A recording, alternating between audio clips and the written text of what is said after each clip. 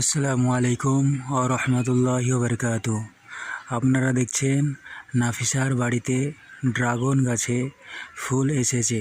এই যে দেখুন, এই যে এখানে কাটিং করে রেখেছিলাম, দেখেন শিকড় নিয়েছে। এই দুটো কাটিং করে রেখেছি, এই দুটো অনেক বড় হয়ে গেছে। এই দুটো আবার অন্য জায়গায় লাগানো হবে। এই যে দেখুন ড্রাগন ফ্রুট কত সুন্দর। আপনারা চাইলে নিজের বাড়িতে আপনারাও ড্রাগন গাছের কাটিং করে ড্রাগন গাছ তৈরি করতে পারেন। দেখুন কত সুন্দর ফুল ফুটেছে। দেখুন এই যে সপ্তাহখানিকের মধ্যে ফুলটা সাদা হয়ে বড় আকারে আসবে, দেখতে খুব সুন্দর দেখাবে।